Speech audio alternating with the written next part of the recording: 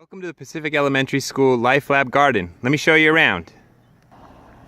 Our gathering areas consist of these steps and our garden rules with a chalkboard to share the day's tasks. These benches and this board are one of our outdoor gathering areas. These benches and that board are another outdoor gathering area, and this is a food prep and seed starting area which has a drinking fountain and a sink, plus kitchen cabinets. Our garden beds are a mix of annuals and perennials, which we use for cut flowers for our lunchroom tables and to sell. We also have production beds where we grow food. This rock garden area is a mixture of annuals and perennials. We love using the cut succulents for making small pots and gifts. Up here are more production beds. All of our beds are wooden boxes that are lined with gopher wire and weed cloth below.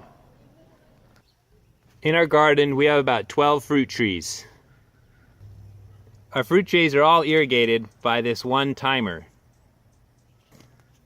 Our annual garden beds are controlled by this dual cycle timer. We water two different zones so we can have enough pressure to water all of our garden boxes. This is ran by a battery. Our little greenhouse is shared with a local native plant nursery. We have a great timer system, once again ran by a battery, and we have a space to dry plants. In addition to growing natives and annual vegetables, we also grow perennial plants which we sell to our community.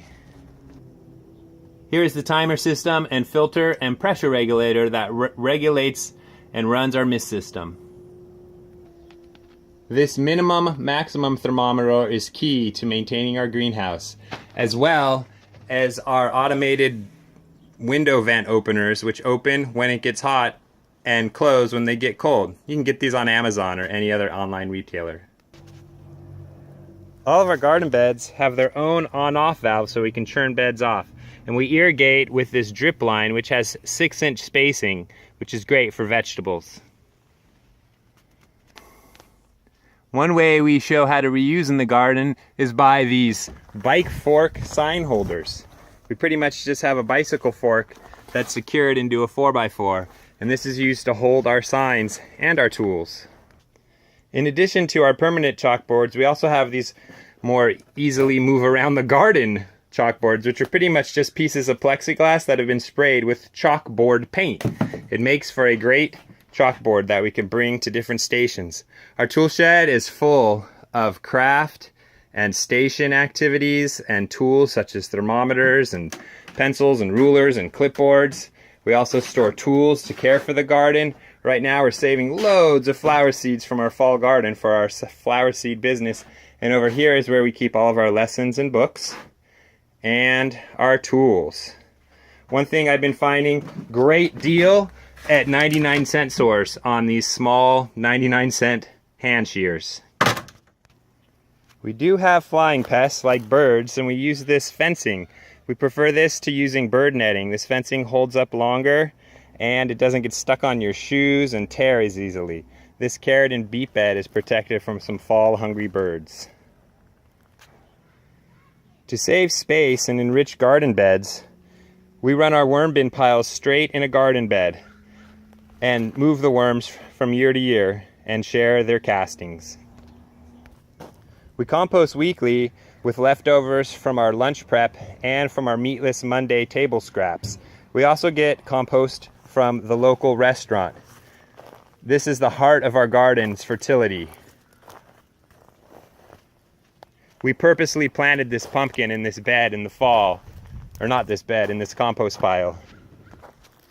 Some other notable features in our garden is our weather station, where we have our weather log and tools to collect the weather. We also have a minimum maximum thermometer. You can learn more on our website how our weather station is ran.